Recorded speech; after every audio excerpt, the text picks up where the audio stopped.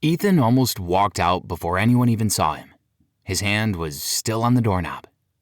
Inside, the party was already alive. Music shook through the floor. People laughed in tight circles. The room exploded with laughter. A complete nightmare for someone with social anxiety. Ethan stood frozen in the doorway, jacket over one arm, suddenly very aware of the fact that he knew nobody. Across the room, a tall guy in a black shirt laughed like he had invented confidence. A girl near the couch hugged someone like they had survived a war. Everyone seemed connected. Everyone except Ethan. Then the door opened behind him. 2 more guests walked in. Ethan had to move, so he stepped inside. This is where the brain gets trapped. It scans for danger. Who looks friendly? Who might reject me? Where can I hide? That scan feels useful, but it often makes people freeze. Ethan walked straight to the snack table. Not because he was hungry, but because chips were easier than people. He stared at the food like it might give him instructions. Then he looked up at the fridge.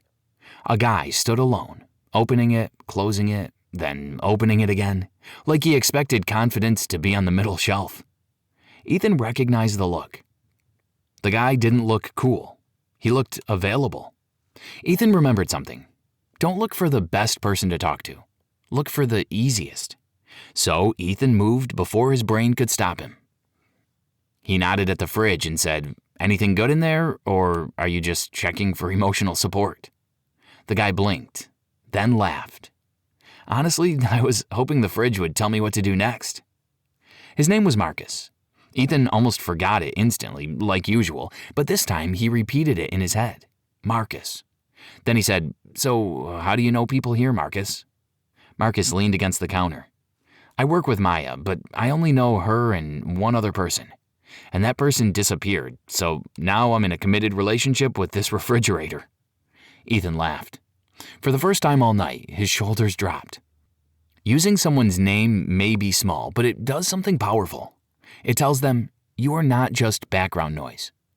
Most people miss names because they are busy worrying about what to say next. But when someone hears their name, the conversation feels safer. And safe conversations keep going. Ethan and Marcus talked for a few minutes. Nothing deep, nothing impressive.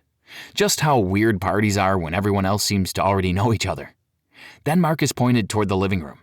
"There's Maya." Ethan looked. Maya, the host, stood near the couch with 3 other people.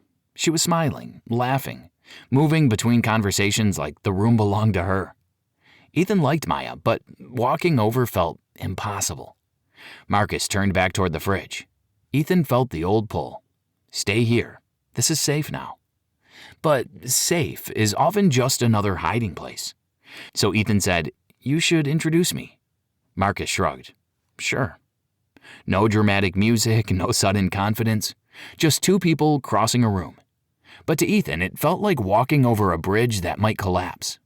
Maya saw Marcus first, then Ethan. Her face brightened. "Ethan, you made it." You made it. Those 3 words hit harder than expected. Not, "Why are you here?" or "Who did you come with?" Just, "You made it." Marcus said, "I found him bonding with the chips." Ethan said, "They were very supportive."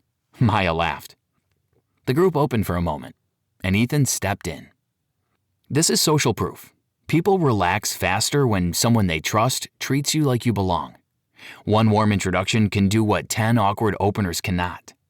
Ethan didn't suddenly become outgoing. He listened to everyone. There was Priya, sharp and quick. Jordan, the tall guy in black, who seemed less terrifying up close. And Sam, who was telling the elevator story.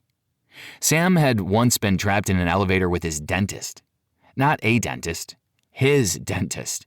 Priya said, "Wait, did he recognize you by your teeth?" The group laughed. Ethan laughed too. Then he surprised himself. That's the worst superhero power. Everyone looked at him. For half a second, Ethan panicked. Then Jordan laughed. Dental recognition. Sam pointed at Ethan. Exactly. That's why it was weird. And just like that, Ethan was inside the conversation. Not leading, not performing. Included. Later, Maya announced a game at the dining table. Ethan's first instinct was no. Games meant rules, attention, mistakes. But as people moved, the room changed. Groups broke apart, new people mixed in, chairs scraped. Someone needed help clearing cups. There was less pressure to talk, more pressure to simply do. So when Priya asked, "Ethan, are you playing?" he said yes before fear could argue. Face-to-face conversation can feel intense. But when people do something together, the activity carries part of the pressure. Shared activity makes connection easier. The brain stops asking, "Am I interesting enough?" and starts asking, "What are we doing next?" The game was chaos.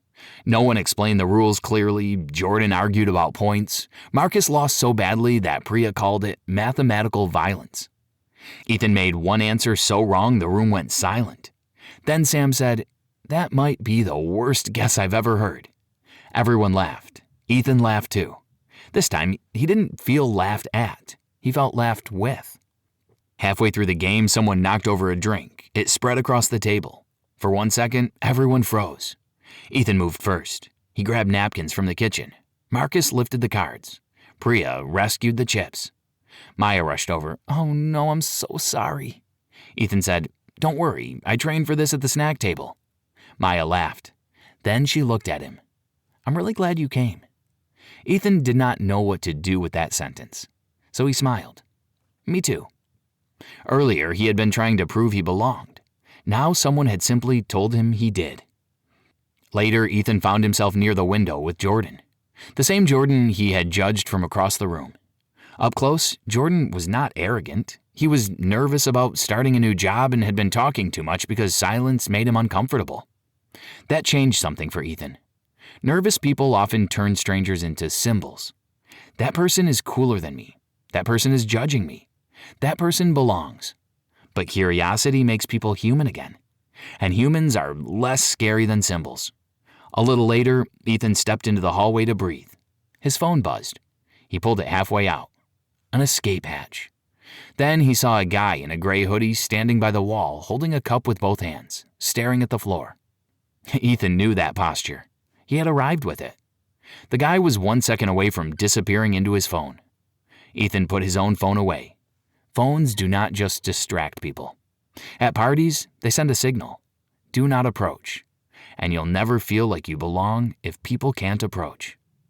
People use them because they feel awkward, but the phone often makes the awkwardness worse. So Ethan walked over, and the guy looked up. Ethan nodded toward the room. This party feels like it's on season 3, and I think we both missed the first 2 seasons. The guy smiled. His name was Noah. Ethan remembered it. Noah had come with his roommate, but the roommate had vanished near the balcony. He was thinking about leaving. Ethan almost laughed. Not at Noah, but at the strange circle of the night. A few hours earlier, Ethan had wanted someone to make the room easier for him. Now, he was that someone for Noah. He looked toward the kitchen. "Come on," Ethan said. "You should meet Marcus. He has strong opinions about refrigerators." Noah laughed and followed.